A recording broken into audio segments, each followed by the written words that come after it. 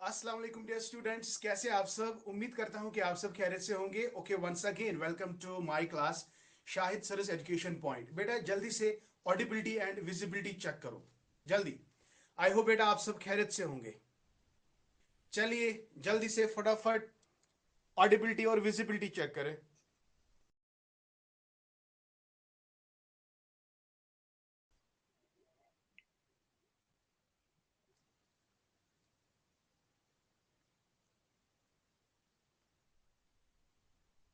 All clear?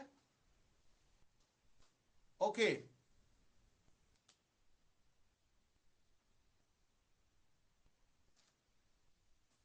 चलिए चलिए बेटा, थैंक यू। तो चलिए स्टार्ट करते हैं आज का session.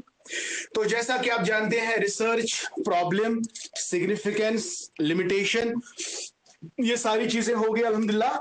Now we have another topic that is what is hypothesis. देखो बेटा, बहुत ही इंपॉर्टेंट है और आप ये मान के चलो इसमें डेफिनेटली एग्जामिनेशन में क्वेश्चन आएगा, डेफिनेटली फॉर श्योर। देखो हमारा टॉपिक बेसिकली क्या है? It is hypothesis. It is hypothesis. इसके अंदर हमें क्या क्या पढ़ना है? देखो इसके अंदर हमें क्या क्या पढ़ना है। द फर्स्ट थिंग, हमें इसका मीनिंग समझना है और मीनिंग के साथ साथ ही हम इसके इंपॉर्टेंट कैरेक्टरिस्टिक्स आपको बताएंगे। ये मैं एज पर सिलेबस की बात कर रहा हूं बेटा। Number second point that I will be covering in this lecture, let it be, इसमें एक दो लेक्चर्स लगेंगे, इसको पूरा डिटेल में पढ़ना है क्योंकि अगर आप प्रीवियस पेपर्स चेक करते हो ना, नेट यूजीसी नेट की अगर हम बात करेंगे तो अक्सर इसमें कहीं ना कहीं से क्वेश्चन निकल के आते हैं। ये बहुत इंपॉर्टेंट टॉपिक है बेटा। वैसे तो हर एक टॉपिक इंपॉर्टेंट, लेकिन इसको मैं ज्यादा ही कुछ इंपॉर्टेंस दे रहा हूं। ठीक, तो हाइपोथेसिस में मीनिंग और कैरेक्टरिस्टिक्स हम आपको बताएंगे। उसके बाद जो इंपॉर्टेंट है that is types of, yes my dear, types of hypothesis. Types of hypothesis. तो आप बहुत सारे लेक्चर्स में आप लोगों ने देखा होगा, generally we revolve around 2-3 types of hypothesis. Either we can say null hypothesis, alternate hypothesis, directive, non-directive, one-tailed, two-tailed। वो हम आगे आपके साथ बहुत इजी वे में आपको समझाने की कोशिश करेंगे। Number next point is what are the important steps to formalize the hypothesis, यानी फॉर्मुलेशन। मैं आपके सिलेबस के मुताबिक चल रहा हूं बेटा। Formulation, formulation of hypothesis. Very nice of you. इसको समझने में आपको कोई दिक्कत नहीं होने वाली है क्योंकि रेलेवेंट है जो भी हमने अभी तक पढ़ा। Very much relevant, very much relevant my dear. Okay, अगर आप इसी हाइपोथेसिस को गौर से देखोगे तो आपके स्टैटिस्टिकल पार्ट में आपका और एक पार्ट है that is testing of hypothesis. शाबाश, टेस्टिंग ऑफ, शाबाश, हाइपोथेसिस। ठीक है ना बच्चा? तो टेस्टिंग ऑफ हाइपोथेसिस को मैं इसी वाले लेक्चर में कवर करूंगा। इसी वाले लेक्चर का मतलब है इसको हम आगे ले जाएंगे। तो जो स्टैटिस्टिक्स में फिर हाइपोथेसिस का टेस्ट आएगा ना, कि किस तरह से हम हाइपोथेसिस को टेस्ट करते हैं, और वहां जाके आपको नॉर्मल प्रोबेबिलिटी कर्व को समझाना बहुत जरूरी है, वन टेल्ड, टू टेल्ड, तो वो आपको समझाएंगे, लेकिन इसी सीरीज में। हम बाद में वो नहीं पढ़ेंगे, वो यहां से ही आपको क्लियर करके देते हैं। और टेस्टिंग ऑफ हाइपोथेसिस में बहुत सारे स्टेप्स लगते हैं बेटा, वो भी हम आपको इसी वाले लेक्चर में यानी इसी सीरीज में आपको समझाएंगे। फिर स्टैटिस्टिक्स वाले पार्ट में वो दोबारा रिपीट नहीं होगा। ठीक है ना? तो ये है हमारा जनरल। और हाँ, हाइपोथेसिस टेस्टिंग के अंदर जब हम टेस्ट करते हैं तो जो रिसर्चर होता है वो कहीं ना कहीं स्टैटिस्टिकल एरर्स करता है, हाइपोथेसिस एरर्स, जिसको हम टाइप 1, टाइप 2 एरर कहते हैं, अल्फा एरर, बीटा एरर, वो भी हम इसी में इंक्लूड करते हैं, यानी टाइप्स ऑफ एरर्स। तो ये टाइप्स ऑफ एरर्स जो है ये भी हम इसी सीरीज में क्लियर करेंगे, यानी 2 टाइप्स है, type 1, yes my dear, type 1 and type 2। और भी इसमें आपको बहुत टेक्निकल टर्म्स पढ़ने हैं बेटा, टेक्निकल टर्म्स आपको पढ़ने हैं, वो भी हम इसी वाली सीरीज में आपको बता देते हैं। लेकिन before I start my dear hypothesis, before I start my dear hypothesis, आपको बहुत सारे जगहों पे मिलेगा वेरिएबल का कॉन्सेप्ट। एक बेहतरीन हाइपोथेसिस वो है जिसमें रिलेशनशिप क्रिएट होगी between independent variable and dependent variable. कहीं जगह पे आपको देखने को मिलेगा इंटरवीनिंग वेरिएबल, कंपाउंडिंग वेरिएबल, है ना बेटा, ये सारी चीजें, intrinsic variable, moderate variable, categorical variable, ये बेसिकली ये आपको हाइपोथेसिस में समझने को मिलेंगे। Before I start hypothesis my dear, what is my today's topic actually? No doubt the topic from your syllabus अगर हम बात करेंगे, it is hypothesis, nowhere it is written in your syllabus कि variable को पढ़ना है। Types of variable है कहीं पे? सर बिल्कुल भी नहीं है, वेरिएबल का कॉन्सेप्ट नहीं है। लेकिन जब तक आपको वेरिएबल्स के बारे में आपको जानकारी नहीं होगी तब तक आपको ये चीजें समझना बेकार है, क्योंकि एक्सपेरिमेंटल मेथड हम आपको पढ़ाने वाले हैं। जब हम डिजाइनर्स पढ़ेंगे, सॉरी, जब हम टाइप्स ऑफ रिसर्च पढ़ेंगे, आपका फिलोसॉफिकल है, हिस्टोरिकल है, डिस्क्रिप्टिव है, एक्सपेरिमेंटल है, तो वहां पे आपको कॉन्सेप्ट देखने को मिलेगा variable. You got my point? इसलिए variable is not in your syllabus but it is very much there in research methodology कि हमें सबसे पहले वेरिएबल को समझना है। तो चले बेटा, मैं इसके साथ साथ जब हम वेरिएबल्स को कंप्लीट करके देंगे ना, देखो एक्चुअली वेरिएबल्स में हमें क्या क्या पढ़ना है। वेरिएबल्स में हमें पढ़ना है जनरली इसका कॉन्सेप्ट हमें पढ़ना है, बिल्कुल सिंपल 1 मिनट सॉल्यूशन। यस, एक ही मिनट में ये चीजें आपको समझ में आएगी, बिकॉज लिटरल मीनिंग मैंने कल भी आपको लास्ट लेक्चर में मैंने आपको कहा था कि वर्ड्स को कैच करना सीखो, है ना बेटा, वर्ड्स को कैच करना सीखो। वर्ड्स की कभी कभी आपके वर्ड्स के मीनिंग के अंदर जवाब छुपा हुआ होता है ना। तो वेरिएबल्स को समझने के लिए थोड़ा लिटिल कॉन्सेप्ट, लेकिन वेरिएबल्स के डिफरेंट टाइप्स है, डिफरेंट क्लासिफिकेशंस है बेटा, ठीक है। और वही क्लासिफिकेशन हम पहले कंप्लीट करके देंगे, और प्लस क्या रहेगा इस सेशन में, जब हम वेरिएबल्स कंप्लीट करेंगे, वेरिएबल्स के ऊपर जो प्रीवियस ईयर क्वेश्चंस पूछे गए हैं, 5-6 क्वेश्चंस है, वो भी हम आपके साथ डिस्कस करने वाले हैं। तो वो मान के चले आपके लिए असेसमेंट है, आपको कितना समझ आया, वेरिएबल क्या है, टाइप्स ऑफ वेरिएबल है, कौन क्या वेरिएबल है, किस तरह से क्वेश्चन आते हैं वेरिएबल्स के ऊपर, वो भी आपको समझने का मौका मिलेगा। ठीक है, तो चले बेटा बिना देर के स्टार्ट करते हैं आज का लेक्चर विद व्हाट। तो what is today's topic my dear? It is now variable, it is variable. तो मैं एक बार फिर से कंफर्म करना चाहता हूं कि वॉइस का प्रॉब्लम तो नहीं है। Is everything my dear, is everything all right? Please जल्दी से चैट करके मुझे बताओ, is everything all right my dear? Voice is okay, visibility is okay, तो shall we move on? Yes, all clear, okay okay, all clear. चलिए, low voice, voice low है कि clear है? All clear.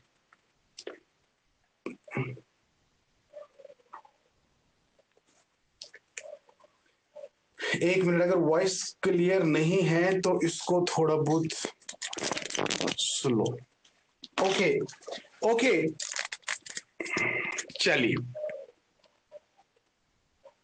क्लियर। चलिए बेटा, हो गया। अब आप यहां की ओर देखेंगे तो पहले हम स्टार्ट करेंगे कॉन्सेप्ट,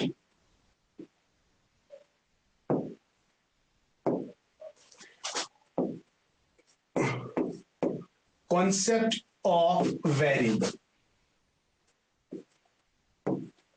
देखो समझना है बेटा, बिल्कुल इजी है। मैं यहां पे लिखूंगा concept, it may be anything, शाबाश, anything, any event or any situation whose value gets changed. बिल्कुल सिंपल. अगर हम वेरिएबल और कांस्टेंट की बात करेंगे, कांस्टेंट का वैल्यू चेंज नहीं होता. Let me give example. अगर मैं 0 1 2 3 4 लिखूंगा, 4 is always 4, 3 is always 3, so इसका वैल्यू कभी चेंज नहीं होगा, तो it is called as constant. मैं बिल्कुल लो लेवल में आपको सिखाने की कोशिश कर रहा हूं बेटा, इसलिए समझना बहुत जरूरी है. अगर मैं लिखूंगा x is equal to 1, x is equal to 2, x is equal to 3, ये x यहां पे भी है, यहां पे भी है, यहां पे भी है.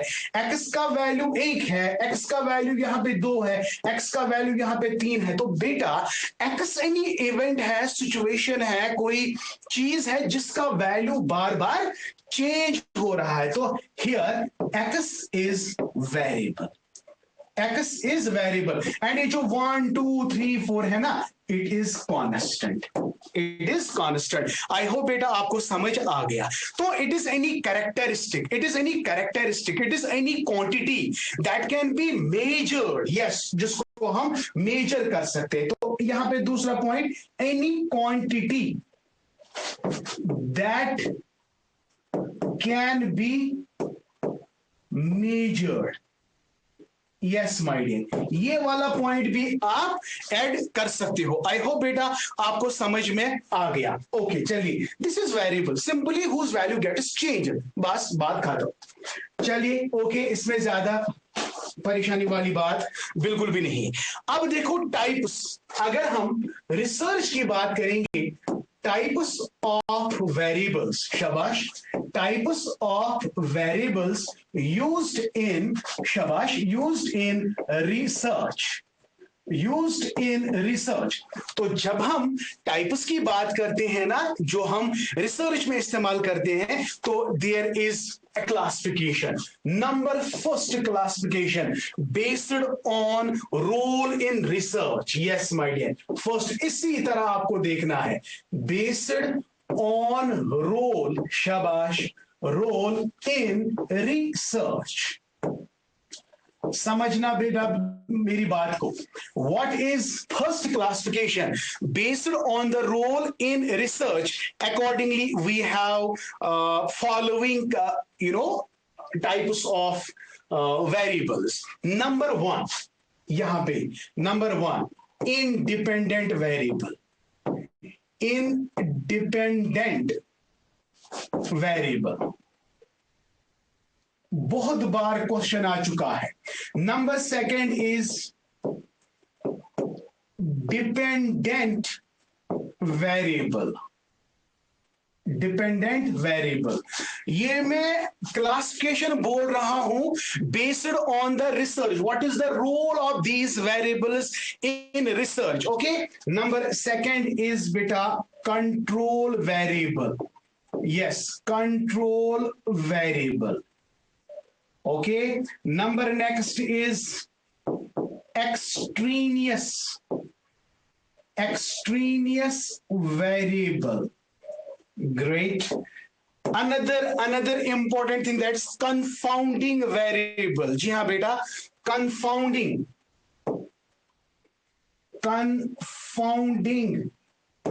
extraneous variable. Okay, number next is, my dear, we have intrinsic or intervening variable. Intervening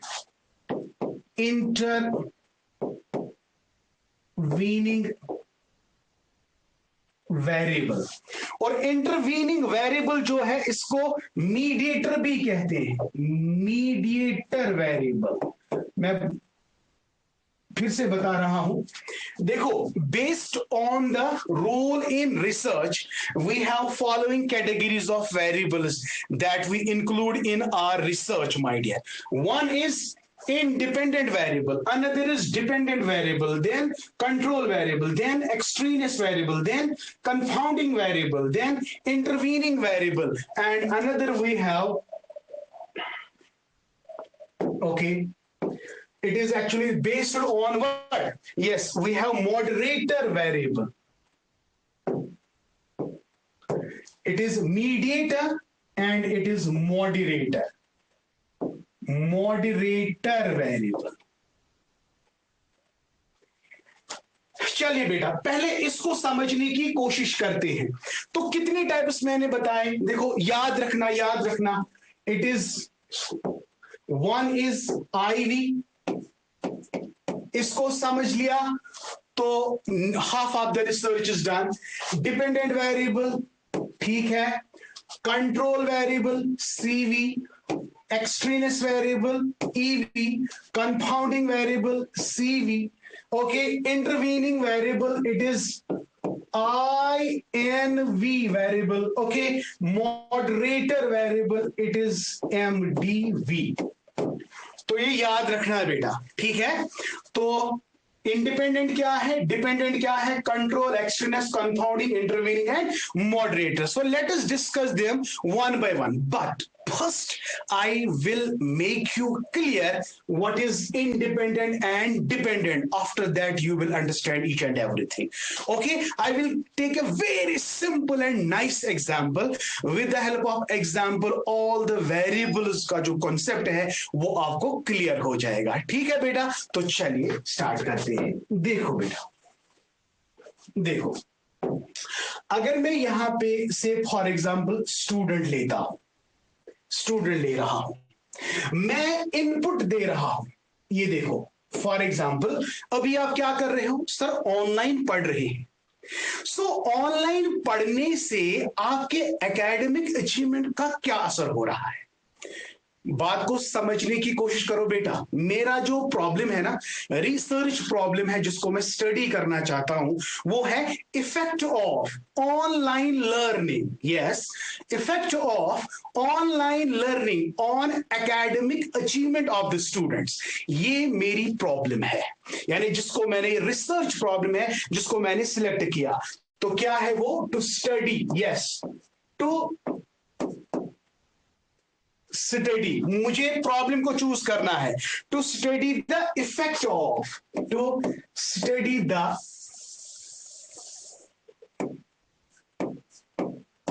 effect of online teaching बोलो या ऑनलाइन लर्निंग बोलो. ऑनलाइन या मैं यहां पे कोचिंग ही रखूंगा because it is related. Online coaching on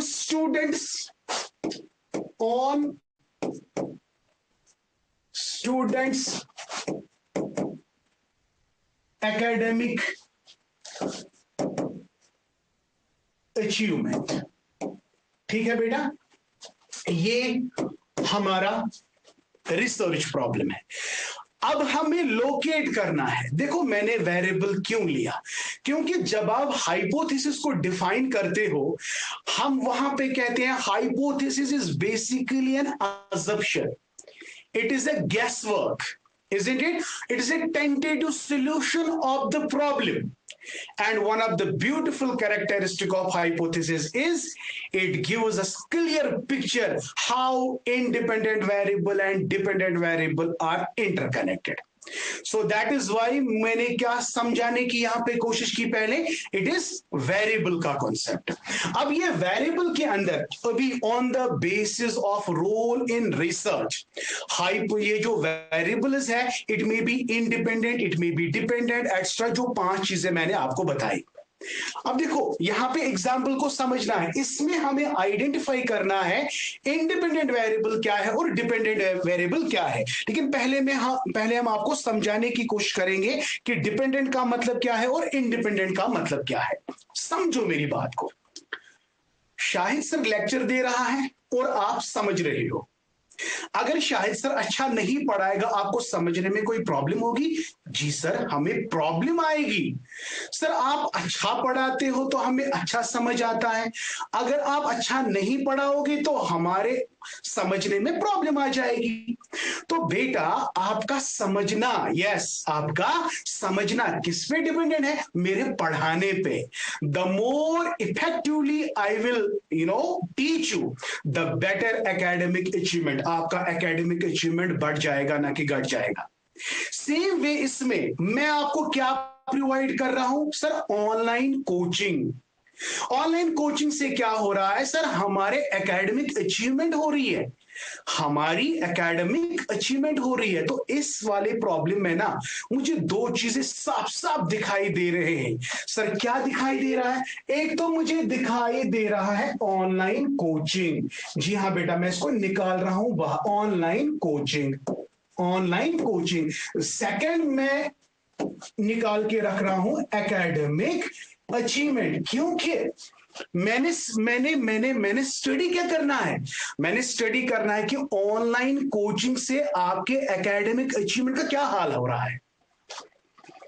please try to understand, it's very simple, very simple. हाँ, बहुत सारे ऐसे स्टूडेंट्स, देखो मैंने ऑलरेडी आपको कहा है, मेरे क्लास में बहुत सारे ऐसे स्टूडेंट्स हैं जो ऑलरेडी उनका डीलिंग है इस सब्जेक्ट के साथ, उनको इजी लगेगा। लेकिन मैं उन बच्चों की बात कर रहा हूं जिन्होंने 10 साल के बाद पढ़ना शुरू किया है। मुझे सबका ख्याल रखना पड़ता है, ठीक है? इसलिए आपको you have to cooperate with me, ठीक है?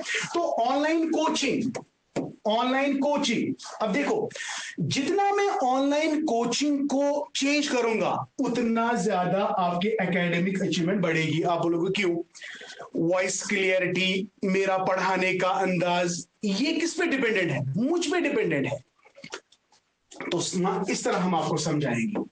मैं आपको ऑनलाइन कोचिंग प्रोवाइड कर रहा हूं, मैं आपको एक्चुअली S1 स्टिमुलस दे रहा हूं, स्टिमुलस दे रहा हूं, स्टिमुलस दे रहा हूं। तो S1, S2, S3 मेरा पढ़ाने का तरीका, टीचिंग, मेरा ऑनलाइन इंटरनेट कनेक्टिविटी एक्सेट्रा, तो ये सारी चीजें मैं इसमें रख रहा हूं, ठीक है? और अकॉर्डिंगली आप अपना रेस्पॉन्स दोगे R1, R2, R3। फिर one more time, teaching effect, Shahid sir's way of teaching and effect on your academic achievement। तो मैं कैसे पढ़ाऊंगा? मैं डिफरेंट मेथड्स को चेंज करूंगा, मैं एक ही जगह पे नहीं बैठूंगा, मैं बहुत सारी चीजें अपने अंदर लाऊंगा। ये किस पे डिपेंडेंट है? मुझ पे। So I can manipulate myself. Why? Because I want change in you, I want change in you. मुझे आपके अंदर चेंज लानी है। Sir before entering the online platform, जब आप मेरे ऑनलाइन प्लेटफॉर्म में अभी नए थे, आपके पास कॉन्सेप्ट नहीं था, लेकिन मैंने आपको पढ़ाया पढ़ाया पढ़ाया, धीरे धीरे धीरे एमसीक्यू में आप लोगों ने बहुत बेटर परफॉर्म किया। तो ये कैसे है? जैसे मैंने पढ़ाया तो वैसा रिजल्ट आपको देखने को मिला। तो आपकी जो एकेडमिक अचीवमेंट है वो मेरे पढ़ाने पे डिपेंडेंट है। तो मामला बिल्कुल क्लियर है। सर जो इंडिपेंडेंट वेरिएबल है वो किसी पे डिपेंडेंट नहीं है, इसको आप खुद मैनिपुलेट कर सकते हो। तो बात, वन पॉइंट ऑलवेज रिमेंबर, जब हम एक्सपेरिमेंटल स्टडी करते हैं और बाकी स्टडीज करते हैं, उनमें क्लियर कट डिस्टिंक्शन यही है कि एक्सपेरिमेंटल मेथड में हम वेरिएबल को मैनिपुलेट करते हैं, बाकी किसी भी स्टडी में हम वेरिएबल्स को मैनिपुलेट नहीं करते हैं, ये याद रखना है। तो what is independent variable? Sir independent variable is the variable which can be manipulated by the experimenter. Sir ये मैनिपुलेट का मतलब क्या है? अभी तो मैं बोल रहा हूं मेरा पढ़ाना, मेरी मर्जी में कैसे पढ़ाऊंगा, मैं खुद इसको चेंज करूंगा। चाहे मैं स्लोली पढ़ाऊं, चाहे मैं जोर से पढ़ाऊं, चाहे मैं डिजिटली पढ़ाऊं, चाहे मैं ऑफलाइन पढ़ाऊं या ऑनलाइन पढ़ाऊं, ये मुझ पे डिपेंडेंट है। तो I am not dependent on you, you are dependent on me, so that is why I am an independent variable। ये याद रखना बेटा। तो what is independent variable? The variable that can be manipulated। बस इतना काफी आपने समझना है, ठीक है? तो यहां पे देख लो, अब यहां पे इसमें कौन इंडिपेंडेंट वेरिएबल है? It is the online coaching, क्योंकि इसी का मुझे इफेक्ट देखना है। किसका? एकेडमिक अचीवमेंट पे। तो एकेडमिक अचीवमेंट एक्चुअली डिपेंड होती है किस पे? ऑनलाइन कोचिंग पे, better the online coaching, better will be the academic performance of the students, right my dear. तो इस वाले लाइन में मुझे क्या देखने को मिल रहा है सर, ऑनलाइन कोचिंग जो है ये आईवी है, इंडिपेंडेंट वेरिएबल, और एकेडमिक अचीवमेंट जो है ये आपका आउटपुट है, that is it is dependent variable. देखो देखो देखो देखो, बिल्कुल सिंपल है, इसके कई नाम है बेटा, इसके कई नाम है, क्योंकि अलग नाम से आपके क्वेश्चन, कभी कभी क्वेश्चन ऐसा आएगा इंडिपेंडेंट वेरिएबल वहां पे नहीं लिखा होगा, वहां पे लिखा होगा स्टिमुलस वेरिएबल। आप बोलोगे सर ने तो इंडिपेंडेंट वेरिएबल पढ़ाया, ये स्टिमुलस कहां से घुस गया। कभी कभी वहां पे प्रिडिक्टर आएगा, कभी कभी वहां पे रिप्रेसर आएगा, are you getting my point, कभी कभी वहां पे कोवेरिएट आएगा। तो ये इसके बहुत सारे नाम है इंडिपेंडेंट, कभी कभी राइट हैंड वेरिएबल आएगा, तो उस वक्त आपको समझना है। So that is why independent variable के कई सिनोनिमस टर्म्स है जो हम आपके साथ डिस्कस करने वाले हैं, ठीक है। हाँ, it is also called as predictor, regressor, exposure, right hand side variable, treatment variable, ये सारी चीजें आपको याद रखनी है। Hold on, I will come to the point now. Yes, okay, यहां तक क्लियर है बेटा। तो देखो अगेन अगेन मैं यहां पे लिखूंगा, जो इंडिपेंडेंट वेरिएबल है इसको हम स्टिमुलस वेरिएबल भी कहते हैं। क्यों कहते हैं, से फॉर एग्जांपल आप मेरे बच्चे हो, तो मैंने स्टिमुलस, मैंने एक वर्ड आपको समझाया, आपने आंसर दिया, तो इसका मतलब है R1। मैंने और एक क्वेश्चन आपको बोला S2, मैं स्टिमुलस दे रहा हूं और आप रेस्पॉन्स दे रहे हो, मैं स्टिमुलस दे रहा हूं, आप रेस्पॉन्स दे रहे हो। तो स्टिमुलस वेरी करना, स्टिमुलस वेरी हो गया तो दैट इज वेरिएबल, चेंज हो गया। तो S1 R1, S2 R2, S3 R3। S1 मैंने जब S1 दिया, आपने R1 दिया, तो आपका R1 किस पे डिपेंडेंट है सर, S1 पे। तो इसी तरह इसको हम कहते हैं इंडिपेंडेंट वेरिएबल। मैं अपने स्टिमुलस को चेंज कर रहा हूं, कभी मैं अच्छे से चिल्ला के बोल रहा हूं, कभी धीमी आवाज में बोल रहा हूं, कभी ऐसा कर रहा हूं, कभी ऐसे, कभी गेस्चर चेंज कर रहा हूं, तो मैं अपने स्टिमुलस को वेरी करता हूं। क्यों करता हूं वेरी, क्योंकि बेटा मैं आप में चेंज लाना चाहता हूं, तो इसका मतलब है मैं आपको इनपुट दे रहा हूं, वो सही है ना। तो आप अपने दिमाग में प्रोसेस करते हो और आप अपना आउटपुट देते हो, आप रेस्पॉन्स देते हो। तो बच्चा कभी कभी क्वेश्चन आता है input variable, yes, so it is also called input variable, it is also called independent variable, it is also called stimulus variable, याद रखना है। और जितना मैं स्टिमुलस दूंगा मैं प्रिडिक्ट कर सकता हूं change, so it is predictor, isn't my dear. So IV जो है independent variable, it is also called as predicator, yes, it is also called as predicator। और मैं खुद इसको ट्रीट कर रहा हूं, मैनिपुलेट कर रहा हूं, it is also called manipulated variable. You got my point. तो प्रेडिकेटर, या जब हम कल जाके आपको रिग्रेशन पढ़ाएंगे बेटा, तो रिग्रेशन, तो it is actually the regressor, regressor, तो रिग्रेसेंड, रिग्रेसर, रिग्रेसेंड, वो हम आगे आपको बताएंगे। तो जो भी मैं बात बोलूंगा ना, तो वो उसका ऑपोजिट होगा। आपको समझ आया किसका, डिपेंडेंट वेरिएबल का, समझ आ गया। तो इंडिपेंडेंट वेरिएबल, प्रिडिक्टर बोलो, रिग्रेसर बोलो, इनपुट। अब ये किस साइड में है, ये किस साइड में है बेटा, ये राइट हैंड साइड में है ना, तो कभी कभी इसको राइट हैंड साइड वेरिएबल भी कहते हैं, राइट हैंड साइड वेरिएबल भी कहते हैं, याद रखना है, this is very much important. Okay जिगर, समझ आ गया, ये सारी चीजें आपको समझ आ गई। ओके चलिए बेटा, अब हो गया ये डिपेंडेंट वेरिएबल को कैसे डिफाइन करेंगे सर। सर सिंपल, आपने तो इंडिपेंडेंट बताया, डिपेंडेंट हमें अच्छी तरह से समझ आ गया। तो dependent variable is the variable which can not be manipulated but it changes when independent variable changes. Sir समझ में नहीं आ रहा आप क्या बोल रहे हो, hold it, I will make you understand. जब तक मैं अपने आप में चेंज नहीं लाऊंगा, जब तक मैं अपने ऑनलाइन मेथोडोलॉजी में चेंज नहीं लाऊंगा, तब तक आपको प्रॉब्लम हो जाएगी, आपको समझने में तकलीफ होगी। तो इसलिए आपको समझने में तकलीफ ना हो, मुझे अपने आप को चेंज करना है, अपने आप को मैनिपुलेट करना है। मैं क्यों मैनिपुलेट करूंगा? क्योंकि सर आप हम में चेंज देखना चाहते हो। Before entering the classroom, online की बात कर रहा हूं, आफ्टर गिविंग माय लेक्चर, तो फिर जब मैं रिजल्ट देख रहा हूं ना, मुझे लग रहा है कि yes, are you getting me? So this is very much important. So कोई मैसेज कर रहा है, my dearest student why chat is closed, because it creates a disturbance. So last में जब किसी को कुछ पूछना है तो यहां वो मुझे पर्सनली बोल सकता है, और that is why chat is disabled my dear. Okay, तो लास्ट में वो ओपन कर सकते हैं। चलिए, तो यहां पे ये सारी चीजें क्लियर है बेटा। Independent variable.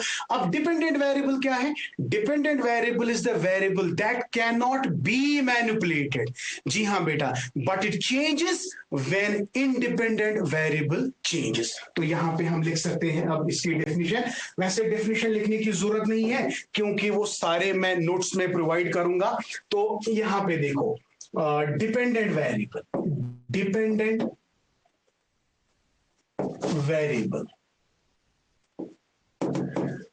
पहले नाम लिखेंगे, इसको हम आउटकम भी कहते हैं, आउटकम वेरिएबल है ना बेटा। इसको हम रेस्पॉन्स वेरिएबल भी कहते हैं, इसको हम रेस्पॉन्स वेरिएबल भी कहते हैं, इजंट इट? इसको रिग्रेसेंट भी कहते हैं, यस, इसको रिग्रेशन। जब हम रिग्रेशन, कोरिलेशन, रिग्रेशन जब हम पढ़ेंगे, रिग्रेशन इक्वेशन आपको खुद ब खुद समझ आएगा। प्रिडिक्शन है तो रिग्रेशन, रिग्रेसर, रिग्रेशन, वहां पे मैंने आपको बताया, रिग्रेसर बोलते हैं, यहां पे मैं आपको बता रहा हूं रिग्रेशन बोल रहा हूं। और हाँ बेटा, डिपेंडेंट वेरिएबल जो है ये मेजर ऑब्जर्व करता, मुझे चेंजेस देखने किसमें? आप में, डिपेंडेंट वेरिएबल में। So it can be measured, so it is measured variable, it can be measured, right? तो ये कभी कभी क्वेश्चन आता है, response variable, outcome variable, regressant variable, ठीक है? तो ये आपको दिमाग में रखना है। तो what is now definition of dependent variable? हम कहेंगे it is the variable that cannot be manipulated but it changes when independent variable changes.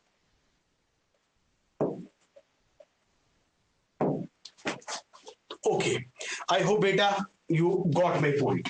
चलिए, हो गया, दो टाइप्स हो गई।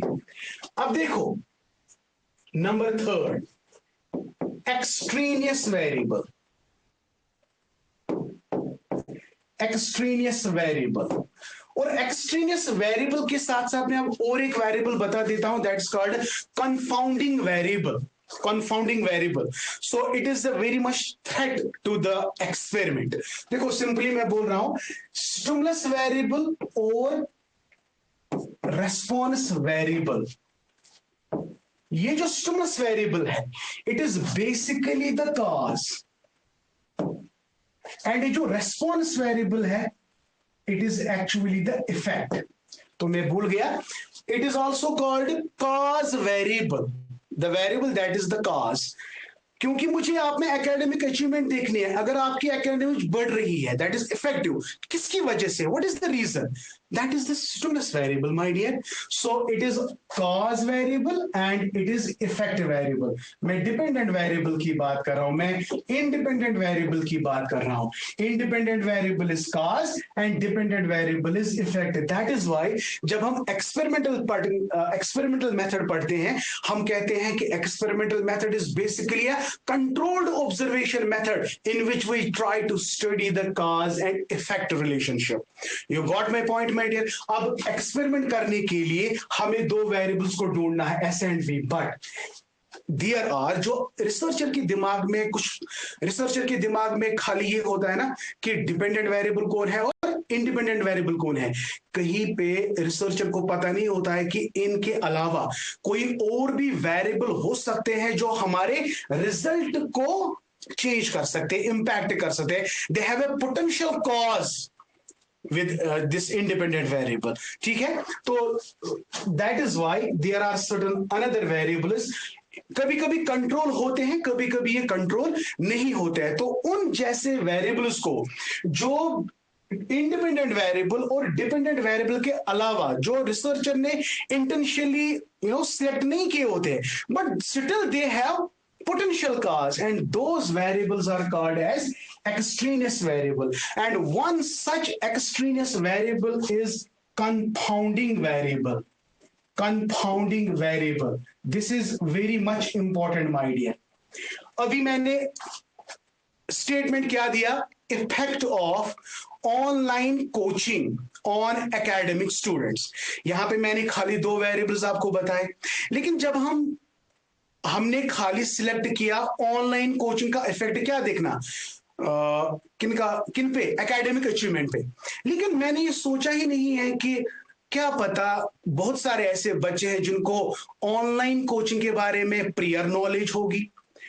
मैंने नहीं देखा कि ऑनलाइन कोचिंग के दौरान इंटरनेट कनेक्टिविटी भी it can also have a bad impact on the research.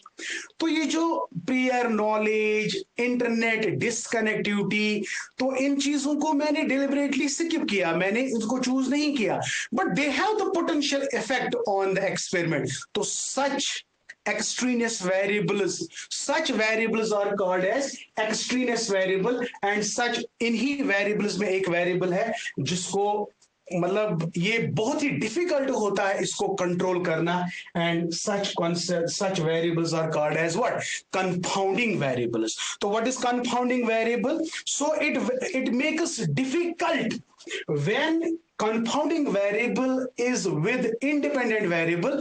अब ये रिसर्चर के लिए मुश्किल होता है इसको कंट्रोल करना, एंड विद द रिजल्ट ये हमारे रिसर्च, ये हमारे एक्सपेरिमेंट पे बुरा असर छोड़ सकता है। समझ आ गया बेटा? तो एक्सट्रीनेस, हाँ और एक बात, स्टिमुलस वेरिएबल और रेस्पॉन्स वेरिएबल। अब देखो रेस्पॉन्स वेरिएबल मुझे आप में ढूंढना है कि आप, मोटिवेशन की मैं बात कर रहा हूं, आप कितने मोटिवेटेड हो ऑनलाइन लर्निंग की।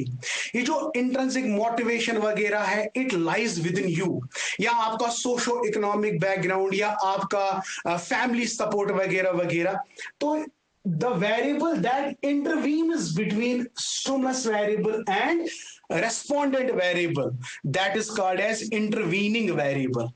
इंटरवीनिंग वेरिएबल, और जिसका दूसरा नाम मैंने आपको अभी बताया, it is called mediator, that mediates between stimulus variable and response variable.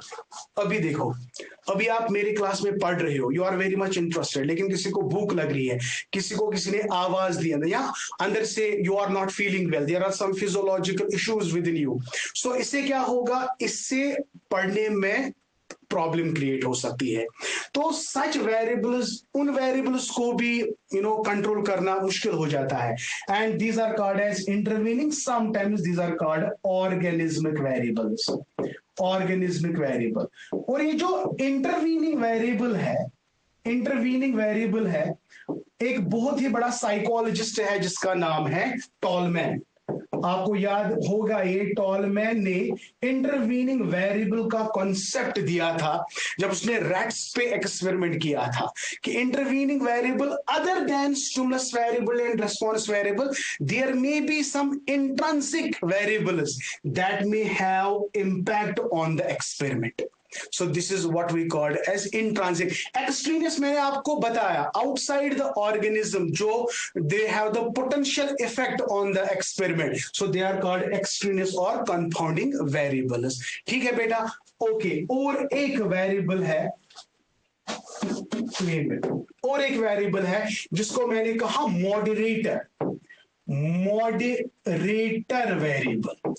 अभी जो मॉडरेटर वेरिएबल है, या तो ये स्ट्रेंथ या वीकनेस क्रिएट करता है between this stimulus variable and dependent variable.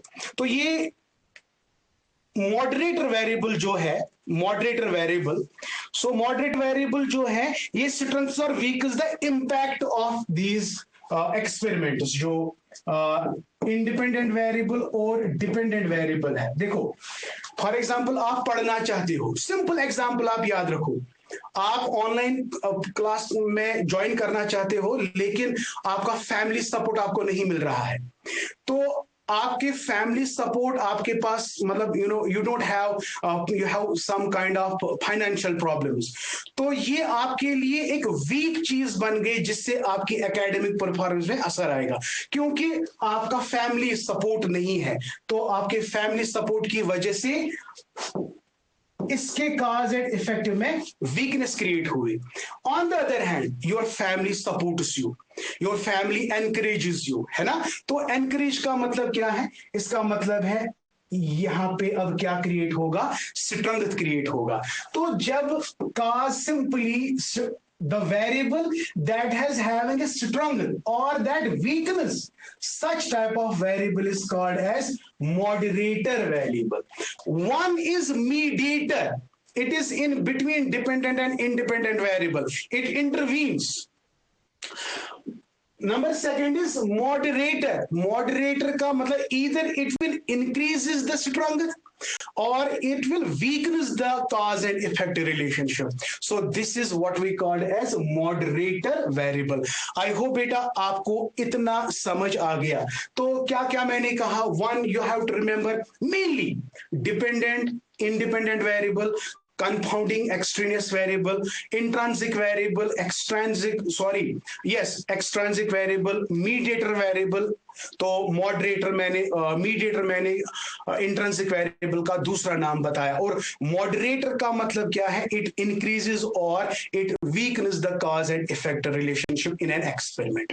So these are the classification but based on the role in research। तो इतने वेरिएबल्स को आपने याद रखना है। और जो मैंने दूसरा नाम बताया, क्योंकि क्वेश्चन वहां पे सेकंड नेम के आते हैं कि इसका दूसरा नाम क्या है, इस वाले का दूसरा नाम क्या है, ठीक है। तो ये आपको याद रखने हैं। अनदर क्लासिफिकेशन जो है, another classification based on measurement scales। Yes my dear, number second is based on measurement scales। तो याद रखो, आप रिसर्च मेथोडोलॉजी पढ़ रहे हो लेकिन आपको मेजरमेंट स्केल पता नहीं है, भाई ऐसा थोड़ी ना चलेगा।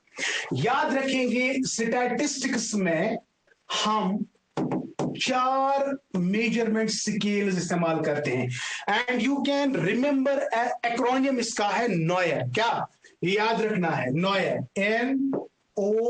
NOIR। Nominal, it is also called category, naming scale, classification scale, ठीक है बेटा, क्लासिफिकेशन स्केल हो गया एक। Another is ordinal, it is ranking scale, ranking scale. Another is interval, interval भी रैंकिंग ही स्केल है लेकिन इसका इक्वल डिफरेंस है, इक्वल इंटरवल डिफरेंस है, और इसके पास ट्रू जीरो वैल्यू नहीं होता है, true zero absent, but difference between the score and score is equal, ये याद रखना। ऑर्डिनल में हम रैंक्स देते हैं, नॉमिनल में हम नेम प्रोवाइड करते हैं, categories, naming, classification. And ratio जो है, रेशो सबका जो इसके सारे कैरेक्टरिस्टिक्स आते हैं, नॉमिनल का भी, ऑर्डिनल का भी, इंटरवल का भी। तो रेशो स्केल, ठीक है ना, highest level of this scale in the measurement that is ratio scale. इसमें ये सारी चीजें आती हैं, क्या क्या, नॉमिनल भी है, रैंकिंग भी है, ट्रू जीरो इंटरवल भी है, और इसमें अंदर ट्रू जीरो वैल्यू भी है। तो मैं ये क्यों बोल रहा हूं, क्योंकि अगर कभी कभी क्वेश्चन इसी में आएगा, आपको सवाल आएगा कि which of the following is a nominal variable, which variable is ordinal variable. तो दैट इज वाई मैंने सेकंड नेम यहां पे लिखा रैंकिंग, यहां पे मैंने लिखा rank plus equal interval absence of true zero value, rank plus equal interval plus true zero value present. लेकिन जब हम सोशल साइंस की बात करते हैं, ये इंपॉर्टेंट पॉइंट है, फिजिकल साइंस में सबसे ज्यादा इस्तेमाल होने वाली scale that is ratio scale. लेकिन जब हम बिहेवियरल साइंस की बात करते हैं, लाइक एजुकेशन की बात करते हैं, सोशियोलॉजी की बात करते हैं, साइकोलॉजी की बात करते हैं, there we use what scale, we use rank interval scale. अगर हमें कल जाके टूल कंस्ट्रक्ट करना पड़ता है तो हम कौन सी लेवल कौन सी स्केल इस्तेमाल करते हैं, याद रखना है it is interval not ratio scale, ये याद रखना है बेटा। सोशल साइंस की बात करेंगे, लेकिन अगर हम पूरा देखेंगे इसमें जो सबसे जो जिसमें तमाम कैरेक्टरिस्टिक्स पाए जाते हैं that is ratio scale, isn't it? But in case of social science ये याद रखना it is the interval scale that is to be used, right my dear? तो ये इंपॉर्टेंट है बेटा, ठीक? तो चलिए बेटा स्टार्ट करते हैं अब। accordingly on the basis of measurement we have four types of variables: nominal variable, sir variable that is in the form of category, that is in the form of naming, and that is in the form of classification. baat khatam. Okay sir, what is ordinal variable? The variable that is in the form of ranks. You got my point? And another is that is in the form of intervals, and that is in the form of ratio. देखो ratio में आप क्या देखेंगे, जितनी भी mathematical connotations है like plus, minus, multiplication, etc. that is used in ratio scale. ये याद रखना तमाम mathematical जो connotations है like mathematical operations है, जिसको हम कहते हैं mathematical operations, वो हम use करते हैं ratio में. Suppose height, weight, length, breadth, etc. that can be measured by what? Ratio scale, isn't it? Say for example, अगर आपका IQ चेक करना है, IQ कभी जीरो हो सकता है? बोलो सर नहीं, IQ can never be zero. So if it is never be zero, अभी तो मैंने बताया ना ट्रू जीरो एब्सेंट है, तो IQ मेजर करने के लिए आपको इंटरवल स्केल का यूज करना पड़ता है. तो ऑर्डिनल में अगर आपको किसी मतलब क्लासिफिकेशन आप कर रहे हो, लेकिन on the base of increasing और decreasing order on the basis of ranks provide करते हो, सो दैट इज ऑर्डिनल. अगर आप सिंपली क्लासिफिकेशन करते हो number system etcetera, so then it is called as nominal और कैटेगरी स्केल और क्लासिफिकेशन स्केल. आई होप बेटा on the base of measurement you have understood it. Okay fine. So this is what we called as, based on the measurement scale, we have four types of variables: nominal variable, ordinal variable, interval variable, and as well as ratio variable. Okay. चलिए another classification जो है, एक minute, we have, हाँ वो तो आपको पता ही है, वो कल भी मैंने आपको बताया, qualitative variable and quantitative variable. Qualitative variable that is not in numbers, isn't it? Quantity means ये अभी मैंने बताया, तो इसको इसमें ज्यादा इसमें समझने वाली बात तो है नहीं, मतलब कोई दिक्कत आपको होने वाली नहीं है. One is qualitative variable, another is quantitative. अब क्या है qualitative variable and quantitative variable? It is based on the nature. What is the nature of the variable? Either it may be qualitative or it may be so qualitative again आएगा ना categorical. Sorry, एक minute.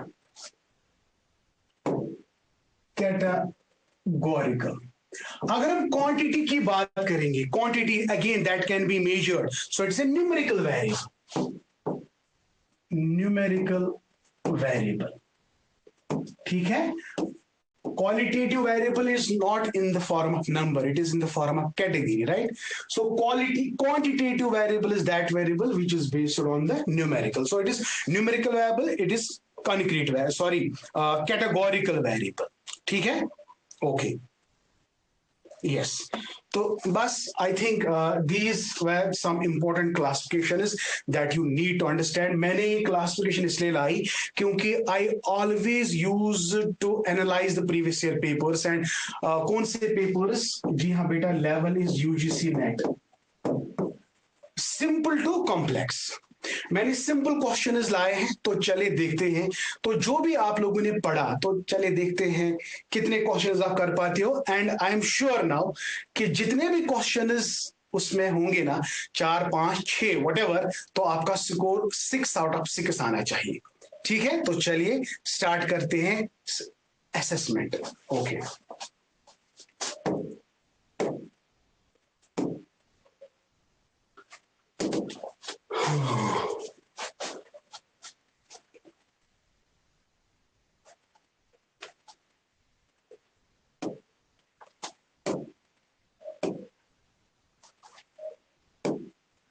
चलिए बेटा, question number 1 आपकी screen पे, question number 1 जो है अच्छे से देख लेना। तो मैं चैट को ओपन कर लेता हूं, तो आप अपना आंसर दो प्लीज। आप अपना आंसर देंगे। चलिए बता दीजिए। Statistics can be used to analyse collected data on following variables. बताओ किस पे एनालिसिस करेंगे, जल्दी से बता दो। अभी मैंने बताया,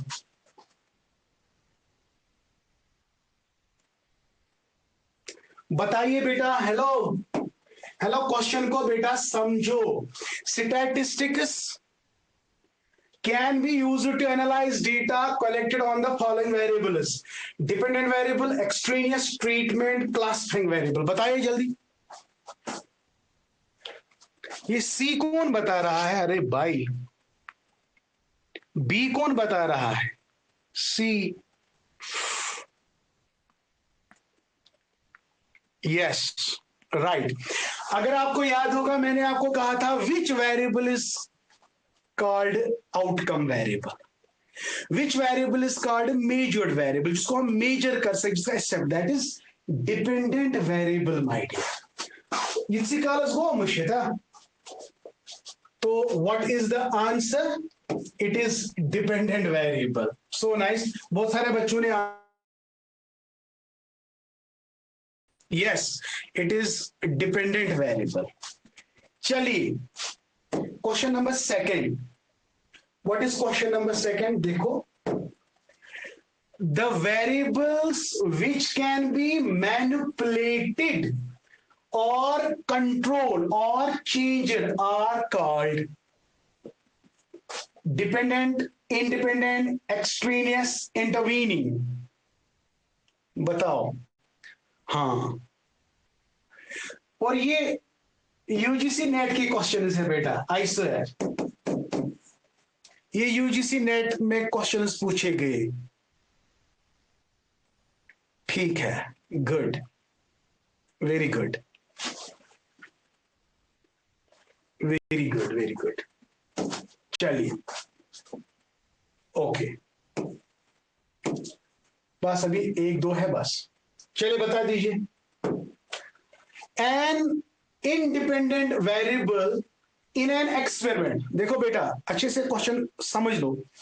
An independent variable in an experimental study which is manipulated by the investigator at his will is technically known as, बताइए, moderator variable, treatment variable, interfering variable, confounding variable। बताइए। yes, right, या एग्जैक्टली मोहम्मद यूसुफ। सी कौन बोल रहा है भाई? Interfering. ये किसको? रेड ओशन सी बोल रहा है। हाउ? अभी तो मैंने बताया। यस, सो अरे यार, अभी तो 2 2 4 4 5 5 नाम मैंने बताए। मैनिपुलेटेड वेरिएबल का कौन कौन से नाम है मैंने अभी बताया ना। Nikita Sharma, dependent variable. How?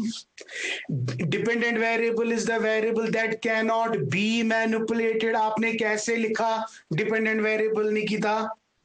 हाँ, how it is dependent variable? मैंने अभी बताया, ये बोल रहा है जो मैनिपुलेट होता है by investigators will. It is not dependent variable, Nikita. Sorry से क्या होगा? सॉरी वॉरी नहीं चलता है। ये इतना इजी क्वेश्चन है, इसको भी आप गलत करते हो। बिल्कुल सिंपल है, सिंपल क्वेश्चन आए हैं बेटा। चले भाई बता दीजिए। हाँ जी, अ वेरिएबल, शाबाश, a variable which potentially influences the outcome of a research study but cannot be directly observed or controlled. बता दो जल्दी से।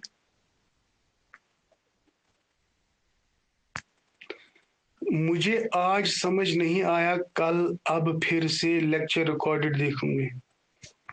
बी बोल रहे हैं, बी, गुड, बहुत अच्छा, brilliant, very nice, very nice. चलो, thank you all. So it is compounding variable, क्योंकि कंपाउंडिंग वेरिएबल जो है, मैंने अभी आपको क्या कहा था, इंटेंशनली रिसर्चर सिलेक्ट नहीं कर पा रहा है, बट अगर वो प्रेजेंट होंगे तो वो बहुत ही खतरा क्रिएट कर सकता है ना। So yes, it will रूइन an experiment अगर हम इसको ना देखें। कंपाउंडिंग वेरिएबल, जी हाँ बेटा, ओके। चलिए बता दीजिए ये वाला क्वेश्चन, शाबाश,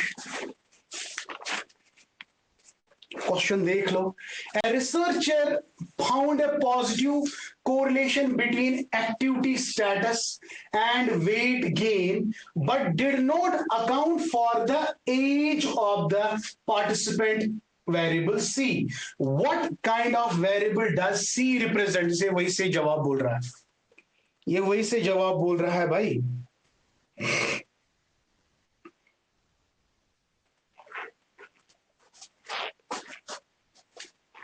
यस ऑफ कोर्स, ये वेरिएबल ये वही से जवाब बोल रहा है, ठीक है, exactly, it is again compounding variable, it is again compounding variable. जी बिल्कुल बढ़िया, बिल्कुल, बहुत इजी, बहुत अच्छा। ओके जी, थिंक लास्ट क्वेश्चन है अभी, बताइए, अभी पढ़ा। A variable, sometimes called a nominal variable, has two or more categories, but there is no intrinsic ordering to the categories.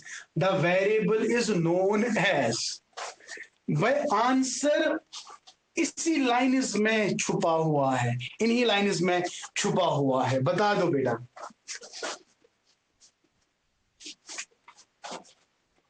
Yes, exactly, ये आंसर यहां से पकड़ो, कैटेगरी, क्योंकि मैंने आपको NOIR, इसमें रैंक्स नहीं है, इसमें रैंक है, ऑर्डर, ये देखो, there is no ordering to the categories. अगर क्वेश्चन अब ऐसे आ गया, but there is ordering to the categories, अगर ऑर्डरिंग तब ऑर्डिनल आता, लेकिन ये बोल रहा है नो ऑर्डरिंग, और आपका आंसर यहां से छुपा हुआ है। It is categorical variable, it is categorical variable my dear, ये याद रखो, ठीक है, ठीक। चलिए बेटा बता दो इसका आंसर, अब गलत मत करना, ये बहुत इजी क्वेश्चन है। Which of the following is the correct order of measurement scales in increasing order of accuracy, precision and number of operation used. बता दो इसका सही जवाब. Yes. Don't forget Neuer. लेकिन एक बार क्वेश्चन आया था डिक्रीजिंग ऑर्डर में, तो फिर क्या आएगा? रियोन. तो नॉयर एंड रियोन को याद रखेंगे, ठीक है. अब ये इंक्रीजिंग बोल रहा है, पहले छोटा उसके बाद बड़ा, बड़ा एंड बड़ा. लेकिन मैंने ये भी क्वेश्चन देखा है, क्वेश्चन एक बार आया था डिक्रीजिंग ऑर्डर, तो बेटा आपको ये याद रखना है. और एक क्वेश्चन मैंने नॉमिनल इस कैटेगरी से यानी क्वेश्चन में देखा है कि फिजिकल साइंस में कौन सी स्केल इस्तेमाल होती है? It is ratio. लेकिन हमारे साइंस में यानी बिहेवियरल साइंस में कौन सी मोस्ट एक्सटेंसिवली स्केल यूज होती है? दैट इज इंटरवल्स के लिए. याद रखना. आई होप बेटा आपको ये बहुत अच्छे से समझ आ गया. तो चलिए बेटा, this was all for today. अब आप मुझे अपना स्कोर बताओ, कितने क्वेश्चन थे और कितने आप लोगों ने किए? Be honest, be honest. मुझे लगता है 6-7 क्वेश्चन थे. और बता दो सेशन कैसा रहा. How was the session? All correct. Okay. Naureen, all correct. 5, 7 out of 7. 5, 3. Shugupta Salim. क्या हो गया? 1 negative. Oh. 5. Session was excellent. Riyaz Ahmed. What is the matter, my dear? Wasim 4. Nusrat, Riyaz. Red Ocean 1 wrong. Asma 4. Firdosa 4. Nilofer 6. 5. 5. 5. Second question का answer बोलो. I did just 4. Amazing. Okay. Thank you dear. Sir आज समझ आया variable का concept. Okay. 5.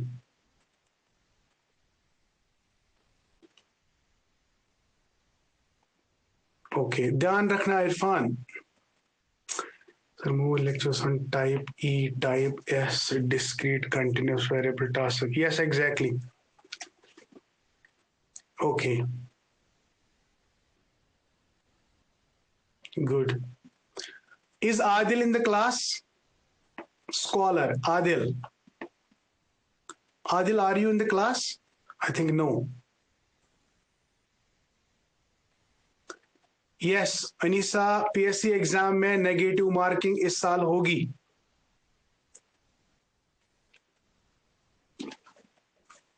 तो इसलिए negative marking है बेटा.